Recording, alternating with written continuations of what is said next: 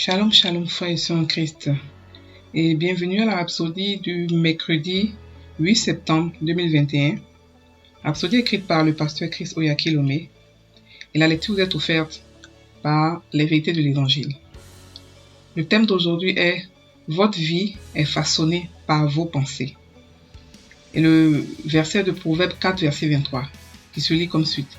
« Garde ton cœur plus que toute autre chose, car de lui viennent les sources de la vie. » Le pasteur Christ dit, ce ne sont pas toutes les pensées qui vous parviennent qui proviennent de Dieu.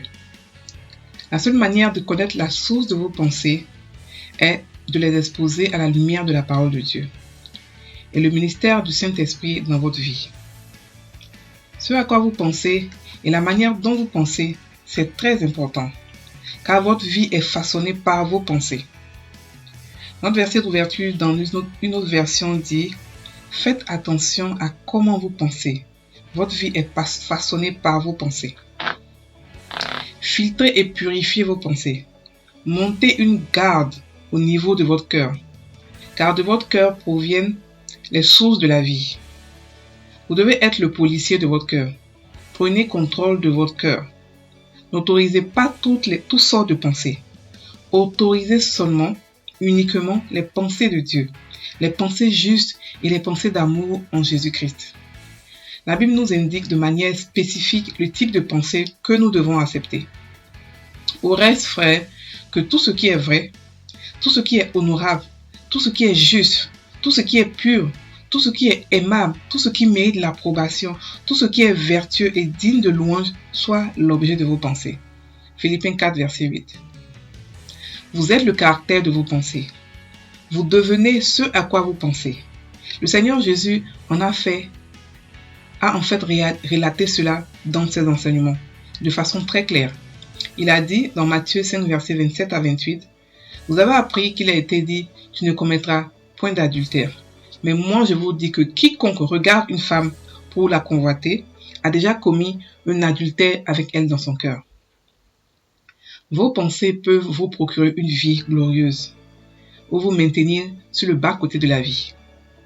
Si vous laissez la parole de Dieu dominer vos pensées, elle va créer de bonnes pensées en vous et vous donnera la mentalité qu'il faut. Vous penserez victoire, succès, domination et possibilité uniquement. Romains 12, verset 2 dit « Et ne vous conformez pas au siècle présent, mais soyez transformés par le renouvellement de votre intelligence. » Lorsque vos pensées sont conformes à la parole, votre vie sera le reflet de sa gloire, car la gloire est dans sa parole. Alors disciplinez votre intelligence pour accepter uniquement les bonnes pensées. Alléluia, fin de la rhapsodie. Le pasteur ici explique à quel point nos pensées peuvent façonner notre vie, ne peuvent pas façonner notre vie. Que tel que nous pensons, tel que nous sommes. Il explique de pouvoir protéger ses pensées, de pouvoir garder ses pensées. Et parce que la Bible nous dit que tout ce qui est vrai, tout ce qui est honorable, tout ce qui est juste, tout ce qui est pur, tout ce qui est aimable, tout ce qui mérite l'approbation, ce qui est vertueux et digne de louange, soit l'objet de vos pensées. Voilà. Comment garder ses pensées? Parce que ça, c'est beaucoup prêché, mais personne n'explique, les gens n'expliquent pas comment garder vos pensées. C'est pas vraiment compliqué pour garder vos pensées. Il y a plusieurs manières. Une des manières, c'est d'écouter les enseignements, beaucoup.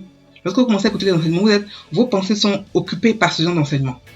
Quand vous laissez ces enseignements pour aller écouter les trucs qui ne sont pas utiles sur Facebook, pour aller écouter les affairages, les trucs qui ne sont pas vraiment utiles sur d'autres réseaux sociaux, vos pensées vont se balader et facilement vous pouvez recevoir de mauvaises pensées sans vous en rendre compte.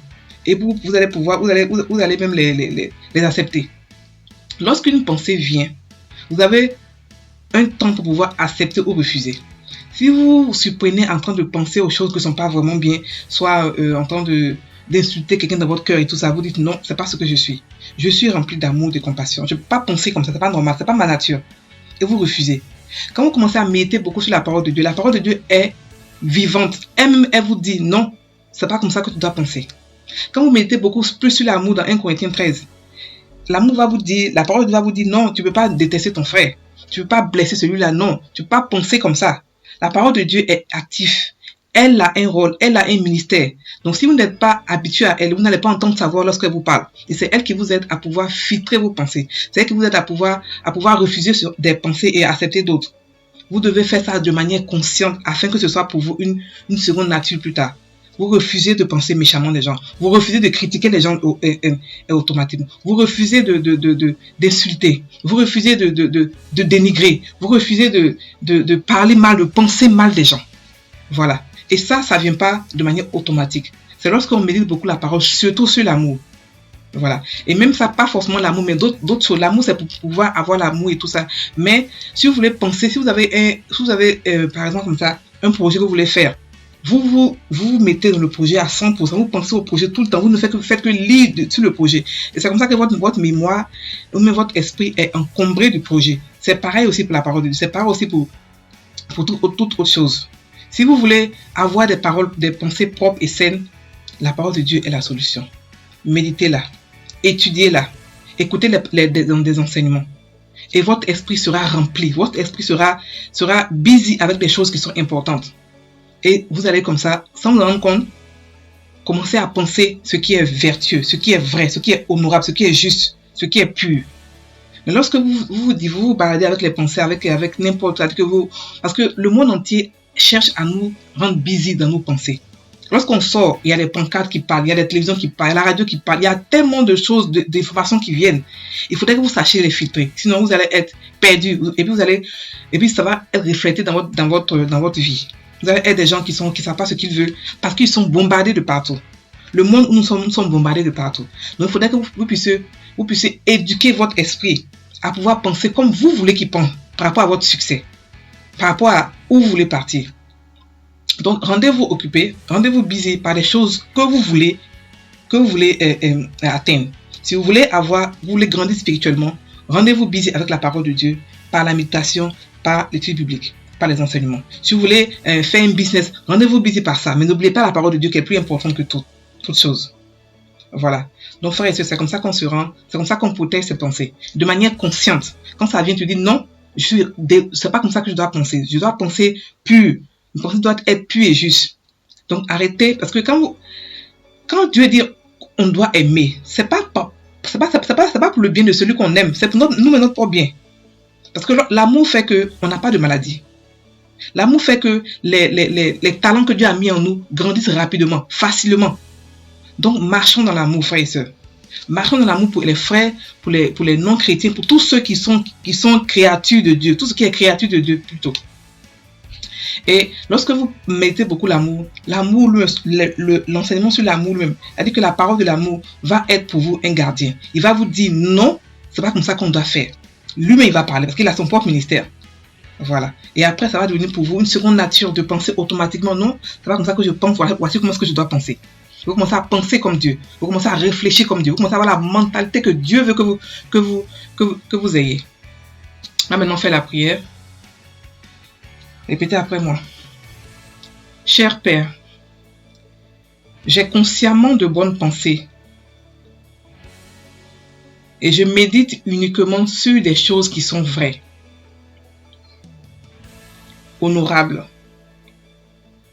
justes, pures, aimables, qui méritent l'approbation, des choses vertueuses et dignes de louange. Alors j'accomplis tous tes plans pour moi. Je rends mes voies prospères et je marche dans la victoire absolue. Au nom de Jésus. Amen. Frères et sœurs, protégez vos pensées. C'est comme ça que vous protégez votre paix et votre joie que Dieu vous a donnée. Soyez bénis, passez une très bonne journée.